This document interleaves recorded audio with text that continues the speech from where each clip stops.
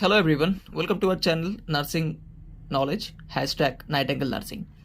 तो last video में हम लोगों ने पढ़ाई किया था regarding rheumatic heart disease and उसके डिस्क्रिप्शंस, राइट। तो आज हम पढ़ाई करेंगे कि रूमेटॉइड हार्ट डिजीज और रूमेटिक हार्ट डिजीज का पैथोफिजियोलॉजी क्या है। As pathophysiology is not required for the GNM student, you can understand the pathophysiology, but you don't need to write the pathophysiology in your exams. But for BSc and post BSc, it is definitely required. First, the streptococcus, it will enter into our body, right? So what will happen? The first will be streptococcal infections. So when the streptococcal infections will lead to the sore throat, when it will be untreated, so what will happen? By using the molecular mimicry or the cross immune response between the host antigen and the streptococcal antigen, जो हम लोगों ने last class में पढ़ाई किया था, that is called molecular mimicry. It will happen and then it will affect the various parts of our body, joints, then subcutaneous tissue, heart, multiple part it will affect, right? And it will lead to the ultimately rheumatic pancreatitis. So what will in pancreatitis what will happen? All the three layers of the heart will get infected, and then when all the three layers of the heart will get infected, so fibrous thickening of the valve will be there, mitral valve, then tricuspid valve, everything, right? So then when the fibrous formations will be there inside the valve, what will happen? It will cause the stenosis and finally it will cause the regurgitations. So continuous backflow of the blood flow, because valve is not working perfectly, it has shrink, it has rigidity, and it has already started regurgitation. So the valve has lost their actions or their function, so it will not hold the blood flow into the one directions. So continuous regurgitations of the blood will finally lead to the heart failure, right? So this is the pathophysiology of your RHD. So now we will study about the signs and symptoms of the rheumatic heart disease. See, बहुत सारा science and बहुत सारा symptoms हम लोग का available है, लेकिन उनमें से जो इंपॉर्टेंट साइंस हमें एग्जाम में लिखना है या फिर हमें जानना है being as a nursing students, so वो हम लोगों ने यहाँ पे मेंशन किया है। तो ये थोड़ा सा कॉन्जेस्टेड हो गया है, but don't worry, I will explain each points and each signs and symptoms I will explain you. Okay, so let's start with the signs and symptoms of the RHD. So we all know that any infectious agents or any pathogens, when it will enter into our body, the first response will be fever, right? So fever क्या है? fever कोई disease नहीं है, fever एक symptoms है, okay? जो indicate करता है कि body के अंदर कोई ना कोई infectious process चल रहा है। What is streptococcus? Streptococcus is a bacteria. When the bacteria will enter into our body, what will happen? It will definitely start with the antigen and antibody reactions, right? So that the results will come as a fever. Now the second signs and symptoms will be sore throat. क्योंकि हमें पता है last video में भी हम लोगों ने discuss किया कि स्ट्रेप्टोकोकस का जो टारगेटिंग और जो बॉडी पार्ट है वो क्या है? वो आइदर टॉन्सिल्स है और वो आइदर फेरिंग्स है। सो पेशेंट्स को डेफिनेटली क्या होगा? सोर थ्रोट का एक सिम्टम्स उसको फीलिंग आएगा। देन वो पैथोजेंस, मतलब स्ट्रेप्टोकोकस का जो पैथोजेंस जब बॉडी के दूसरे पार्ट्स में जब इफेक्ट करना शुरू करेगा, फिर पेशेंट्स को क्या होगा? पेशेंट्स को जॉइंट्स पेन होगा। एंड देन अगर वो सबक्यूटेनियस टिश्यू या फिर स्किन में अगर उसका इफेक्ट आए, अगर वो स्प्रेड हो जाए, तो पेशेंट्स को क्या आएगा? पेशेंट्स को रेडिस रैशेस, जिसको हम लोग कहते हैं एरिथ्मा, और वो कहाँ पे आ सकता है? वो chest, back and abdomen. Patients का चेस्ट में, बैक में एंड एब्डोमेन में हम लोग एरिथ्मा हम लोग देख सकते हैं, right? And when it will progress to the heart, it means the layer of the heart, when the patients will got pancreatitis, so definitely the patients will have a chest pain and literally the patients will have a shortness of breath. We know very well when the heart will get completely fail due to stenosis and the regurgitations of the valve. So what will happen? Slowly the heart will get fail, and this will lead to the pulmonary hypertensions. The backflow of the blood, it will be remaining into the pulmonary artery, and the pulmonary artery will have a excessive pressures more than normal, and that will lead to the pulmonary hypertensions, right? So here are few of the signs that we have discussed for RHD. RHD के कारण क्या होता है कि heart जब completely pumping action जब fail करता है एंड ब्लड जब रीगर्जिटेट होके बैक फ्लो वो कहाँ पे आता है, एट्रियम में आता है या फिर एओर्टा में जब वो आता है, तो क्या होता है अल्टीमेटली हार्ट का जो प्रेशर्स है, जो ब्लड का जो फ्लो है और ब्लड का जो प्रेशर्स है वो क्या होता है, बहुत सिग्निफिकेंटली हम लोग उसके अंदर चेंज देख सकते हैं, राइट? एंड हार्ट का जो नॉर्मल जो बीट साउंड्स है, लाइक जो लव डब जो साउंड्स है वो क्या होता है, ऑटोमेटिकली वो एबनॉर्मली हम लोग को रिप्रेजेंट होता है।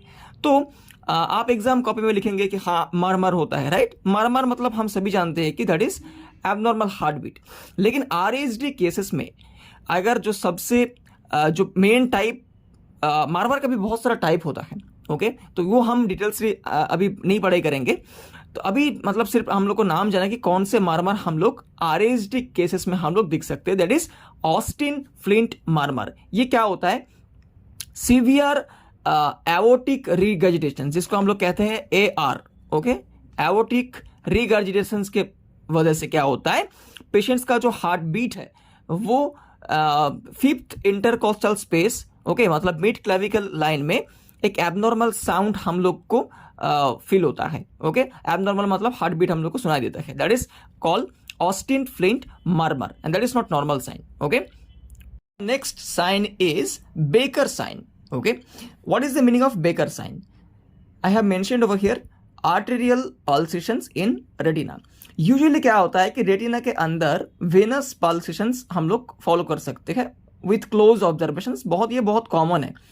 लेकिन जब RHD होता है, जब ब्लड का सीवियर रीगर्जिटेशंस होता है, हार्ट का जब पंपिंग एक्शंस जब वो एबनॉर्मली फंक्शंस करता है, तब क्या होता है, रेटिना के अंदर जो आर्टेरियल जो फ्लो है, जो ब्लड फ्लो है, उसका जो प्रेशर्स है उसके अंदर एक पल्सेशंस क्रिएट होता है और प्रेशर जो है उसका बहुत इंक्रीज होता है।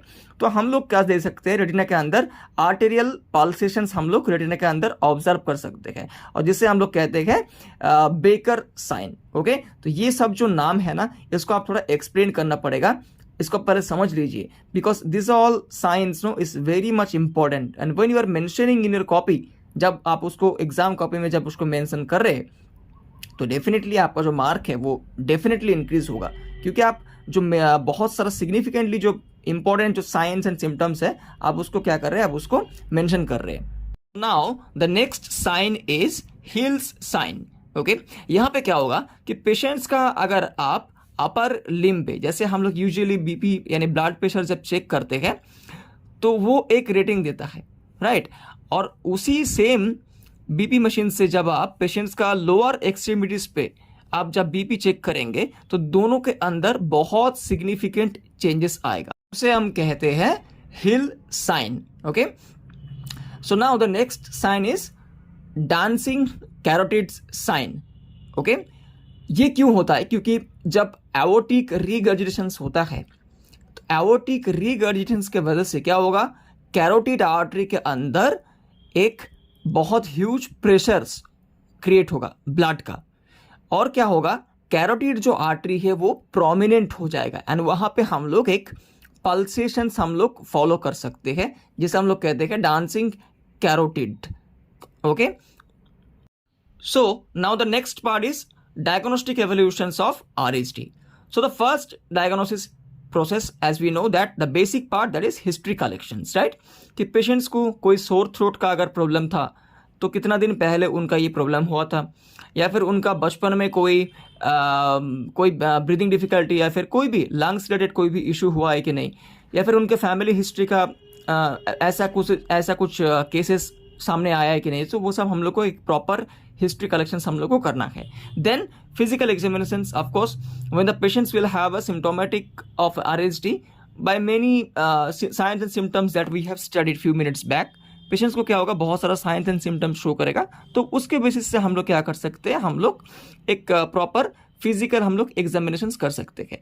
Then to find out the specific pathogens हम लोग क्या कर सकते हैं, हम लोग ब्लड टेस्ट कर सकते हैं, राइट। देन चेस्ट एक्सरे, कि चेस्ट एक्सरे से हम लोग को हम लोग फाइंड आउट कर सकते हैं कि पेशेंट्स का जो हार्ट का कंडीशंस है या फिर लंग्स का जो कंडीशंस है वो कितना सीवियर तक डैमेज हुआ है because of regurgitation of the blood flow. तो उसको हम लोग एक एक्सरे, चेस्ट एक्सरे से हम लोग फाइंड आउट कर सकते हैं, right.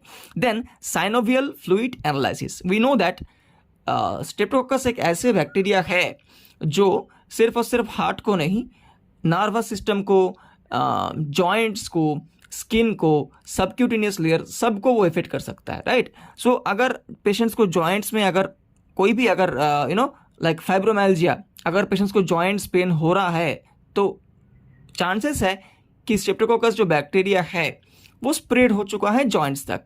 So the patients will have a polyarthritis, right. So to find out that we can go for the synovial fluid analysis, okay। then ECG, of course heart related cases है तो heart कितना severe damage हुआ है या फिर heart का जो electric जो फ्लो है वो कितना प्रॉपरली हो रहा है उसको जानने के लिए हम लोग ECG करेंगे।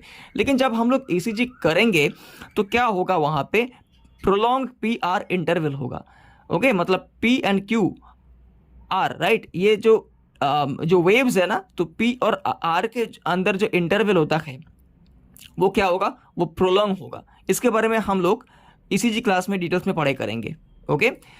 सो प्रोलॉन्ग्ड PR इंटरवल हम लोग नोट कर सकते हैं ECG में, okay. Then throat swab culture, जैसे कोविड टेस्ट होता है, कोविड के समय हम लोग क्या किए थे, हम लोगों ने एक स्वैब लेके हम लोग नेसल एंड थ्रोट दोनों के हम लोग टेस्ट कर सकते थे, क्योंकि हम लोगों ने लास्ट क्लास में डिस्कस किया था कि स्ट्रेप्टोकोकस जो है उसका जो प्राइम पॉइंट है वो कौन सा है, टॉन्सिल से या फिर वो फेरिंग्स से। सो पेशेंट्स को जब हम लोग थ्रोट स्वैब कल्चर करेंगे तो उस कल्चर स्टडी के थ्रू हम लोग उसको फाइंड आउट कर सकते हैं कि ये स्ट्रेप्टोकोकस का इन्फेक्शन है, राइट। तो और भी एक बहुत इंपॉर्टेंट क्राइटेरिया है जिससे हम लोग कहते हैं जोन्स क्राइटेरिया, ओके। ये आपको बहुत मतलब याद रखना है एंड एग्जाम कॉपी में आपको लिखना भी है, ओके। सो जोन्स का एक फुल फॉर्म है कि हम लोगों ने यहाँ पे उसको सीक्वेंस वाइज नहीं किया। सो वो क्या है, कार्डियाटिस है, पॉलीआर्थराइटिस है, सबक्यूटेनियस नोड्यूल्स है, एरिथमा मार्जिनेटम है एंड सिडेनहम कोरिया है। तो अगर उसको हम लोग सीक्वेंस में अरेंज करेंगे तो वो कुछ ऐसा दिखेगा। सो जे फॉर क्या है, जॉइंट्स पेन और आर्थराल्जिया ड्यू टू आर्थराइटिस और पॉलीआर्थराइटिस। ओ फॉर, यहाँ पे ओ को हम लोग हार्ट के शेप में हम लोग एज ए कॉन्सेप्ट मतलब हम लोग रखते हैं तो उसको हम लोग क्या कहेंगे, carditis. N for subcutaneous nodules formations. E for erythema marginatum, जो स्किन के ऊपर मतलब एब्डोमेन, बैक, ये सब स्किन के ऊपर जो रेडिश कलर का जो फ्लैश टाइप का जो हम लोग को दिखेगा, that is called erythema marginatum. And S for Sydenham chorea. Sydenham chorea क्या है कि जब बैक्टीरिया जब मतलब स्ट्रेप्टोकोकस जब न्यूरो और नर्वस सिस्टम को जब इफेक्ट करेगा फिर क्या होगा, पेशेंट्स को जर्किंग मूवमेंट फील होगा, राइट। अनकंट्रोलेबल एक जर्किंग मूवमेंट पेशेंट्स को मतलब शो करेगा patients, that is called Sydenham chorea. So this all the short name is known as Jones criteria. So it is nothing but the signs and symptoms of the RHD which will be present in the patients. So ये criteria ultimately क्या है, एक diagnostic evolution process है, including ये एक science and symptoms है patients को। तो ये अगर किसी पेशेंट्स के अंदर हम लोग को अगर नोटिस किए, so it means it's indicating that the patient is having RHD, okay. सो इसी के साथ हम लोग का RHD का पार्ट 2 वीडियो आज खत्म होता है। नेक्स्ट क्लास में हम लोग ट्रीटमेंट ऑफ RHD के बारे में हम लोग इन डिटेल्स पढ़ाई करेंगे, क्योंकि ट्रीटमेंट जो है वो बहुत ही मॉडिफाइड ट्रीटमेंट है, बहुत ही ब्रॉड है। तो उसको हम लोग अगर ऐसे रफली लिखेंगे तो उसका कुछ फ़ायदा नहीं है। तो उसके अंदर भी बहुत सारा प्रोटोकॉल्स, बहुत सारे कंट्री का प्रोटोकॉल्स एडेड रहेगा, ओके। सो उसको हम लोग अच्छे से नेक्स्ट क्लास में विथ नोट्स हम लोग पढ़ाई करेंगे, ओके। सो ये वीडियो अगर आपको पसंद आए, please like the video, subscribe the channel and put your valuable comments in the comment sections. Thank you all.